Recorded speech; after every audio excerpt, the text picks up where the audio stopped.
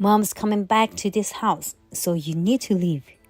From now on, it's just Mama and me. I will thoroughly get rid of any nuisance. I married a man who's excessively dependent on his mother. I realized this marriage was a mistake about a week after we registered our marriage. Despite trying to keep him happy and living together, it seems I'm no longer needed by him. Well, after being told that, I don't even want to live with him. After all, I am the one who paying for this house's mortgage and living expenses. Now it's time for my retaliation. I thought, get ready, you foolish husband. My name is Wendy, a 32-year-old working housewife. I lead a busy life, perfectly managing work, housework, and childcare. I drop off my 1-year-old daughter at daycare to focus on work that needs to be finished. Rob, my husband, was kind and considerate at the beginning of our marriage. He even used to make lunch for me. But now, he's nothing like he used to be. Every time he sees me, it's just complaints. He keeps finding faults and picking on me day after day. Hey, I'm going to bath Hannah and put her to bed. Can you warm up and eat your dinner yourself? After that, I need to continue with my work, so I'd appreciate your cooperation. Even when I ask him to help with household chores, he refuses. What? Why do I have to heat it in the microwave? That's a woman's job. Don't joke around with me. This is how it goes, with no sign of him helping at home.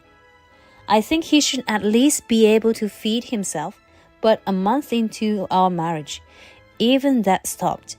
Why did I marry such a man? I've always been told by friends that I'm not good at choosing men, but I was sure this time would be different.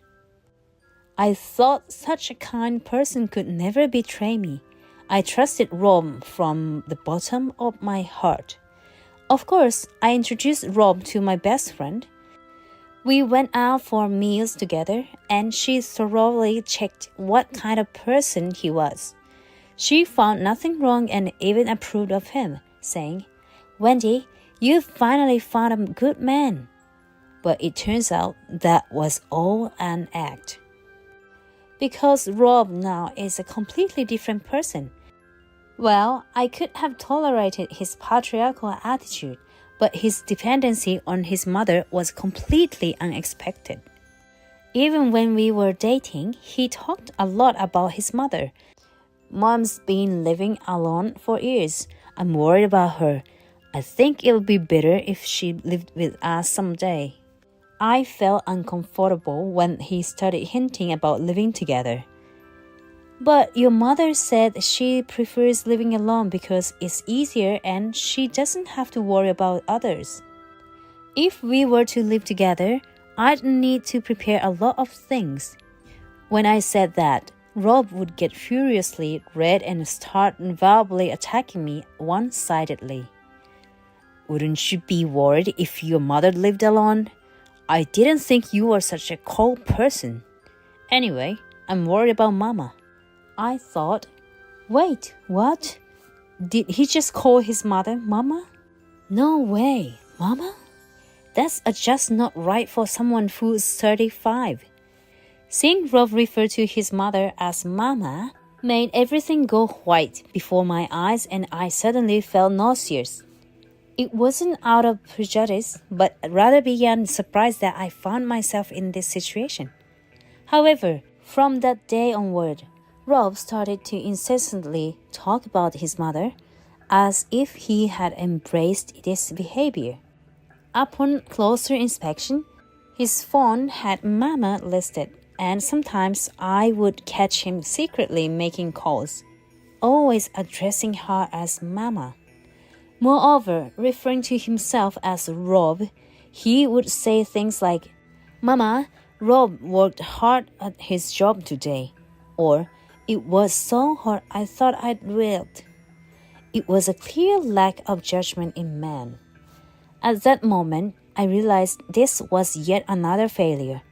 But with a child already born and no clear grounds for divorce, I couldn't simply walk away. I thought it wouldn't be right to take a father away from an innocent child. So I believe I needed to endure as much as I could, trying to appease Rob and get him to help around the house. However, the first major incident occurred a month later. Rob returned home visibly distraught, saying, "Something terrible has happened. Mama has to be hospitalized." His trembling voice and nearly tearful face made it clear to me that something bad had happened. But as far as I could gather, it wasn't a life-threatening situation. She had suffered a mild heat stroke while participating in the neighborhood cleanup under the scorching sun.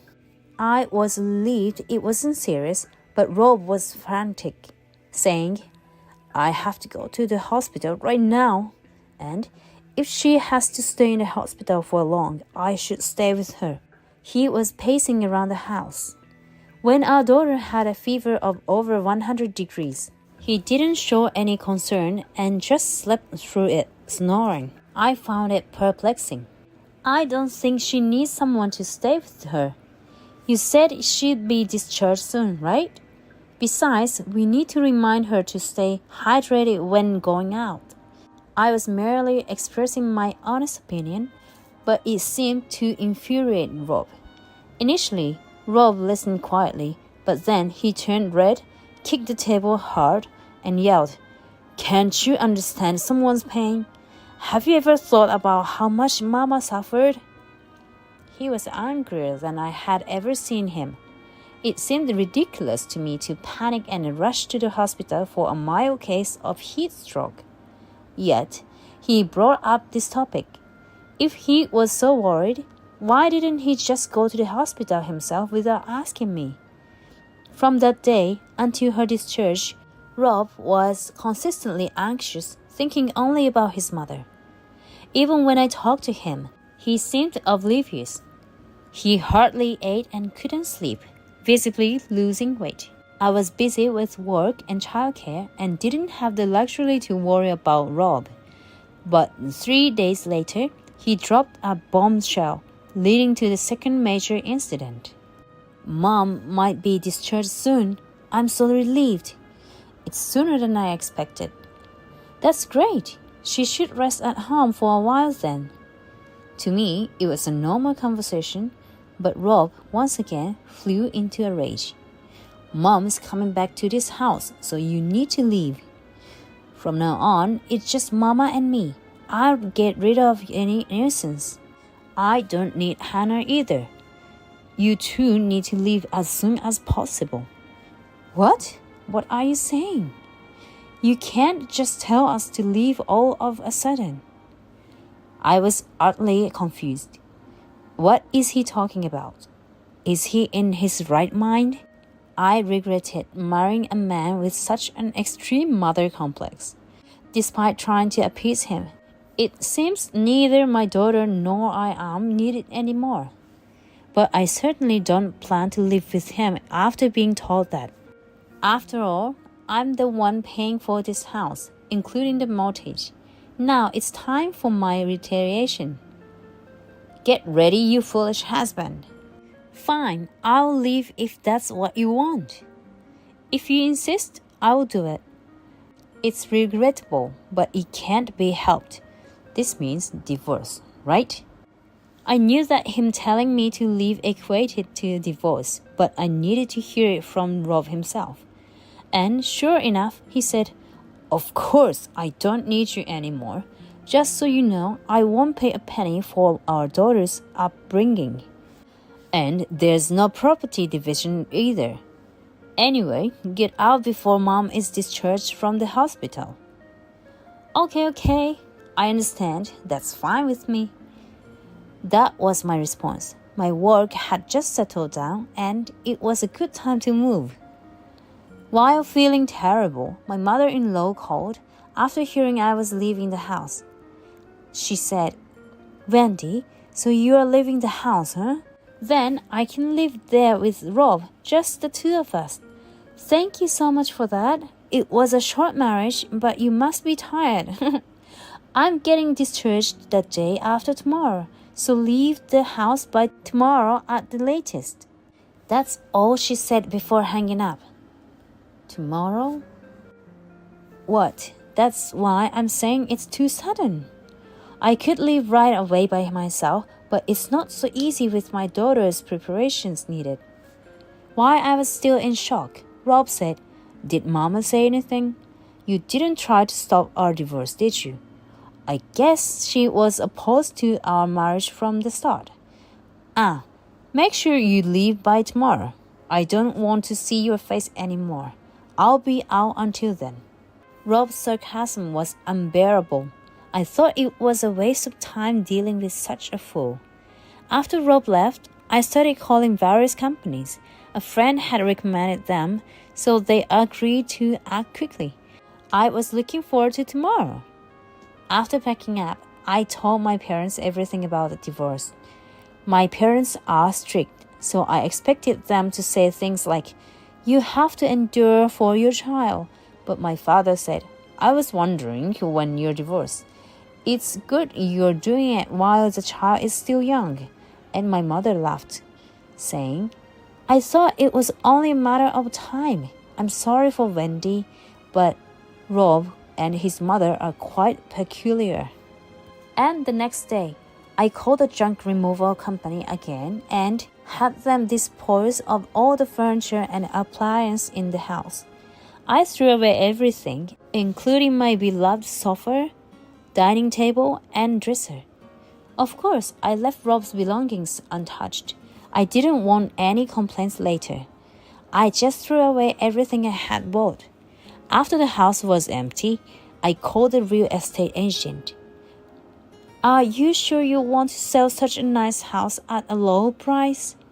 Despite their words, I had no attachment to the house, so I decided to sell it.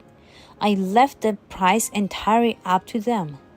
Then, with the house cleared, I moved out with my daughter. Today was the day my mother-in-law was getting discharged, and they were planning to celebrate, but things don't always go as planned. By noon, we arrived at my parents' house, and my daughter and I relaxed. She was playing happily with my parents, showing a smile she never showed Rob. No matter what, I must make this child happy. That's when it finally came, the barrage of calls from Rob. Now it's time to settle things. I picked up the phone thinking this. "Hello, what's up? Do you need something from me?" As I said this, Rob was panicking. "What the heck? This house is empty. Today is the day Mom gets discharged from the hospital, and I just finished moving her stuff from our family home." It seems Rob thought I would leave everything in the house, so he had disposed of all the furniture and appliances at his parents' house. "Oh, did you throw everything away? What a coincidence. Even though we're a terrible match, it looks like we did the same thing. By the way, all the furniture and appliances in this house were mine before we got married, so it's my right to dispose of them." What do you mean by that? Rob's attitude suddenly lost its arrogance after he had been so eager to kick me out, which is quite laughable. "Oh, by the way, I decided to sell the house." "That's okay, right? It's in my name, and I've been the one paying the $2,000 monthly mortgage." What? It seemed like Rob finally understood everything at this point. In essence, by kicking me out, he had also lost his place to live. Well, it's too late to realize now. I added more. I'm so glad. You did say no property division, right? I'm earning a lot now, so I was worried about having to share if you asked for it. Really, your words have helped me in so many ways. Thanks. Wait a minute. I don't understand what you're saying. Does this mean I can't live in this house? What are Mama and I supposed to do now? My family home is already vacated, you know. Was Rob planning to live for free in a house not in his name? If so, that's incredibly short-sighted. Thinking that I lived with such a foolish man makes me realize I have no eye for people. I must admit that to myself. As I was stunned by Rob's words, his mother took the phone. "What are you doing? Doesn't your heart hurt doing such a terrible thing? Doing something so vengeful? Nobody becomes happy with that." But her preaching didn't resonate with me at all. After all, I was the one told to leave. "Actually, Mother, instead of lecturing me, you should worry about yourself. Because Rob's salary is only $1,000 after deductions. He's in debt to his company and they're deducting $300 from his salary each month." I told her everything since it seemed she hadn't thought about her future living situation. About 2 years ago, it came to light that Rob had been embezzling company funds for entertainment.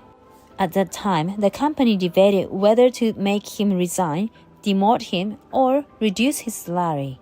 They decided to let him stay, deducting $300 from his salary monthly as a condition, considering we had just gotten married. Despite Rob contacting his mother daily, the fact he hadn't shared such crucial information was indeed laughable. Wait a minute.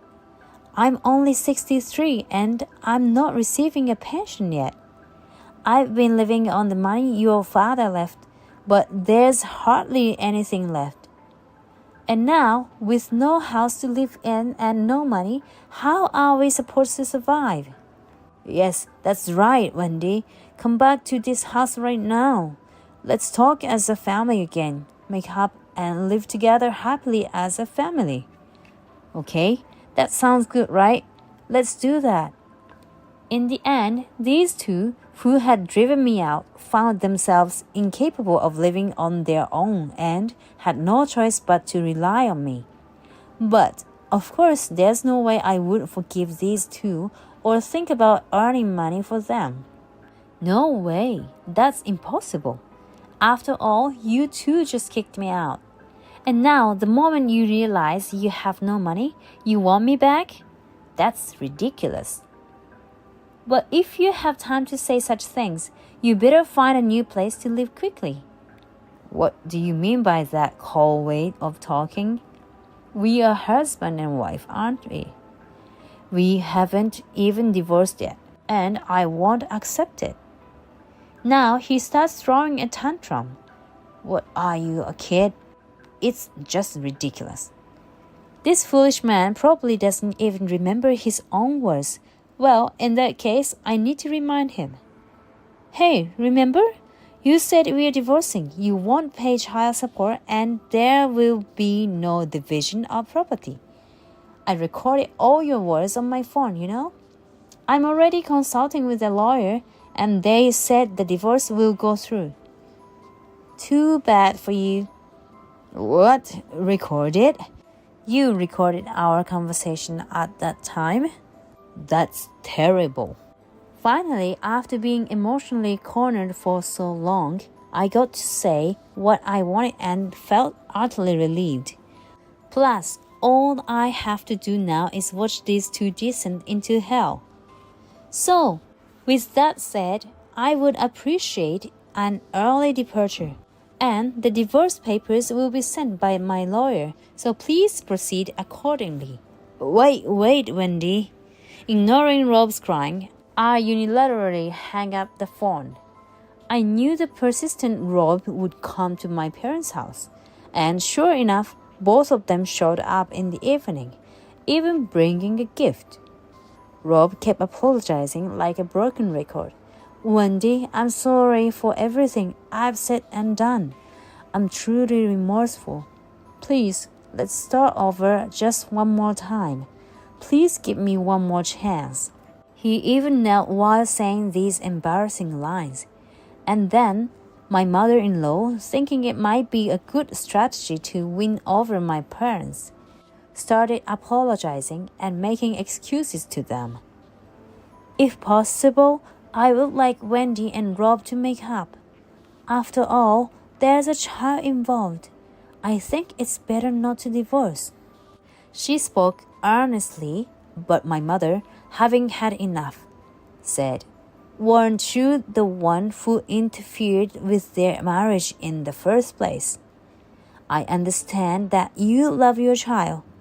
We love Wendy too. But once married, you shouldn't interfere and then cause trouble. From my point of view, what you did was the worst." She spoke directly to my mother-in-law. With her strategy backfiring, the mother-in-law locked down, unable to say anything. Maybe she didn't have the energy to argue back after being hit with the truth. Seeing no end to the conversation, I finally said, "No matter what you two say, my decision won't change. I don't want to see your faces anymore. From now on, let's discuss through a lawyer. Please leave." Having my decision communicated, Rob and his mother had to leave crying. Soon after, our divorce was finalized. Struggling to find a place to live, the two ended up renting a rundown company house from Rob's workplace, and now they live there quietly.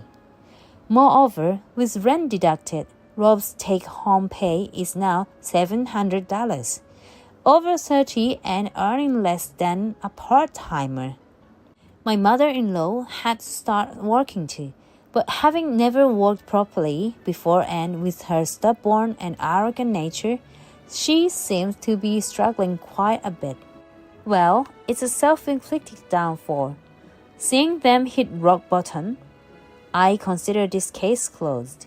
I am planning to work hard, balancing my job, housework, and parenting.